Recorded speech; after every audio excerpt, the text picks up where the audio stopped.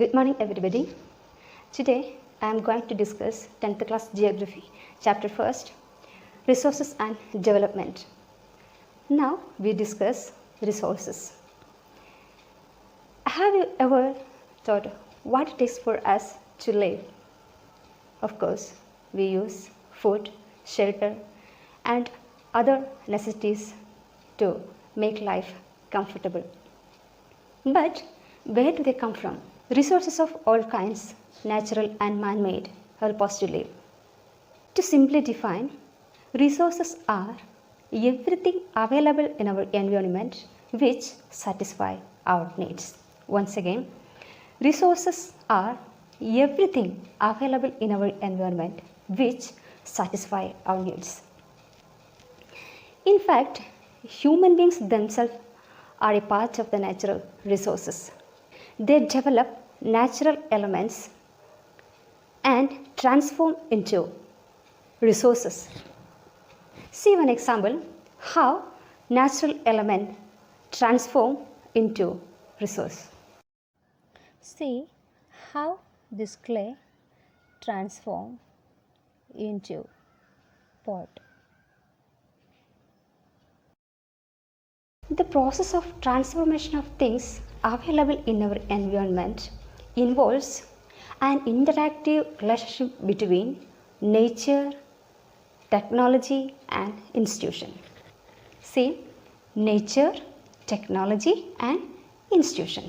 See the relationship between nature, technology and institutions. Human beings interact with nature through technology and create institutions. You can see one example. Human beings discover things from nature and to make these things useful through technology and they create institutions. There are different types of resources based on various factors. First one, on the basis of origin. There are biotic resources and abiotic resources. And second one, on the basis of exhaustibility. There are two types. First one, renewable and second is non-renewable. And third one, on the basis of ownership.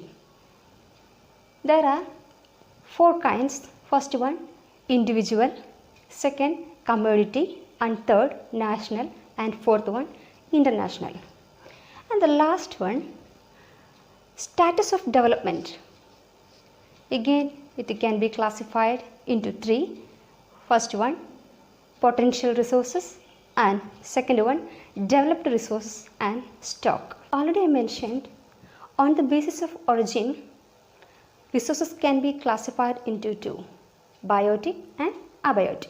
Now we discuss biotic resources.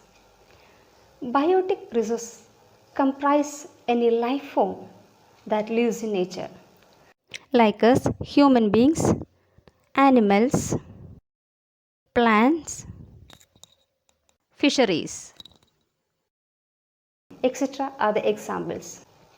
Whereas abiotic resources available in nature too but have no life. Example, Stones and rocks. and second one, on the basis of exhaustibility. It can be classified into two. First one, renewable and second one, non-renewable. What is renewable? Renewable resources are elements of nature which renew themselves. For example, Solar energy, water, forest, etc. And second one, non-renewable resources. As the name suggests, are limited for use by human beings. Example, fossil fuels and minerals. It would take millions of years to form. And third one, ownership.